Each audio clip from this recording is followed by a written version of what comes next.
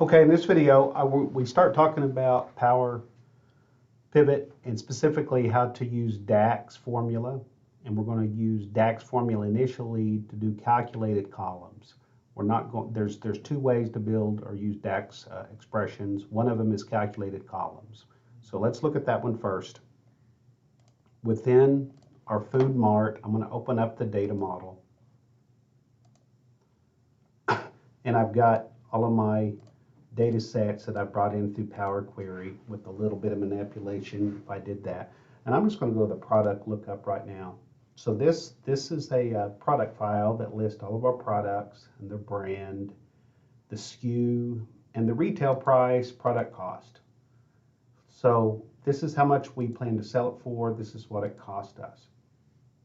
So we could actually calculate some type of net profit, the unit profit right here by taking this minus this. So I'm going to click in this column. So this is a new column, and I'm going to, just like Excel formulas, I'm going to start with an equals, and it starts writing the formula there is where you see it. So you can either want to reference there or there, but I'm going to point to this, and look what it did. Look closely at what it's doing. It brought up product lookup. Well, that's the name of the table. And then in brackets, it pulls in the column name. Notice there's no row reference or column number reference. And this is what DAX does. It never gives you the ability to write a formula that is unique to a certain cell. It's always something that once you write it, you're writing it for the entire column. So what I'm going to do is do this one, and I'm going to subtract the product cost. And I'm writing it here, so it's going to give me the net or the unit profit is what we'll put here. And then it's going to copy that down. Look when I hit enter. It's doing a little calculations here, and just like that, it now gives us these for those. And that formula doesn't change. So I want to rename this to whatever, probably call something else a little bit more business-like, but I'm going to use unit profit. Now, I didn't really need to do that. I've got these two, but that might be an additional piece of information that you want to use. Notice this was not part of the original data set. It is within the data model that we're doing the manipulation. So I don't need this in the original data set. I can calculate it, but I can also, you'll see we'll start running some calculating things based on this. I also can add qualitative data. So for example, when I look at the retail price, if that retail price, let's say it's over $3, we're going to say it's a high ticket item.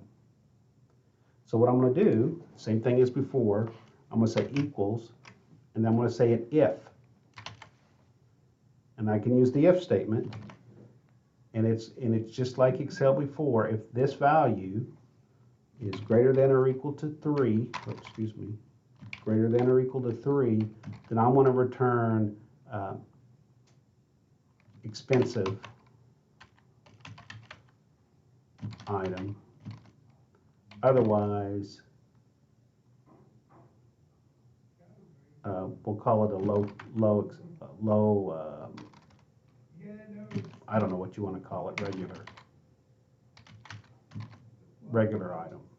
So we've categorized, we're going to add a couple of categories where I'm going to do a test of this value, and if that value is greater than 3, and I just randomly pick 3, I think that one, that's it.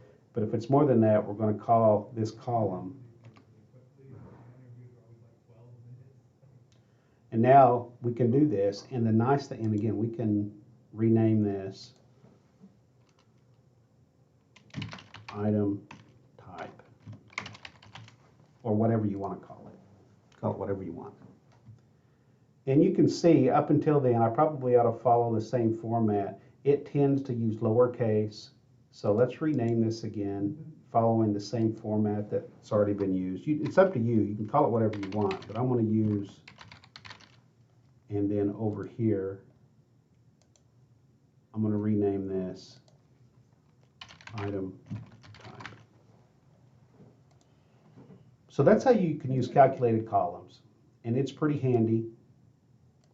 Let's do one more in a different worksheet.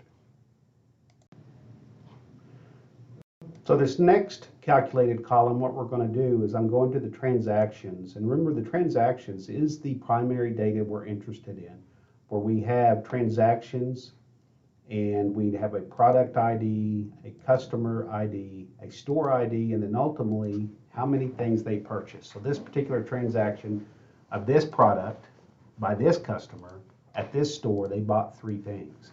Well, I can certainly run pivots right now on how many things were purchased, but what I want to do is run analysis on the profit. What is my profitability?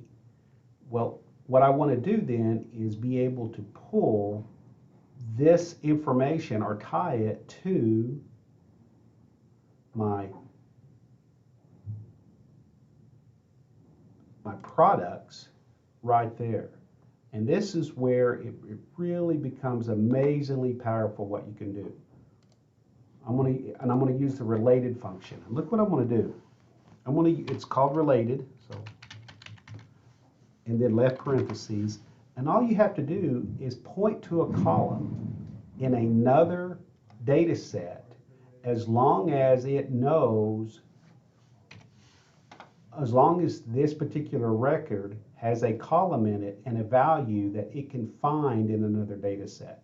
So for example, in the product lookup, there's my product, and this is called, this is called product ID, and in product lookup, we have product ID. So those are named the same. So what it will figure out just by doing that is that if I look up product ID in a certain column, if I look over here in whatever I want, I could use my unit profit. If I want to pull this in, it will be able to do that without doing anything other than this. Related, and then I'm going to bring over the unit profit. And it is almost magic.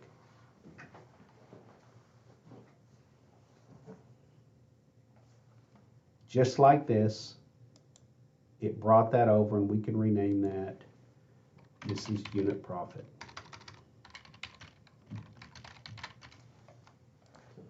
So just to check it, I've got a product ID of 721 and a unit profit of $1.56. So I'm going to go down to 721.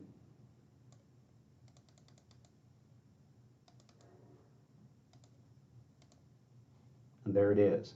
And it is that fast that you can tie things together as long as the columns are named the same, and it has the ability to tie this column to another column and then pull in another column.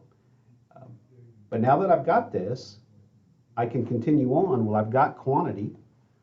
This is the unit profit, so my total profit would be the unit profit multiplied by how many units are in that transaction.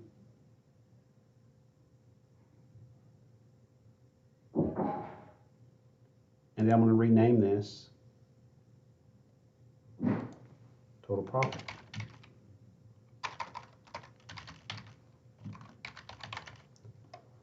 So what we've done is not within Power Query, but within Power Pivot, after we brought in the data that is already linked, we're starting to add columns where we add formulas. And these formulas are not row column type formulas we normally do in Excel. They're always row specific, but are always on the same row specific. And so once you write it, you copy it down, it will automatically copy for that entire column. Thanks.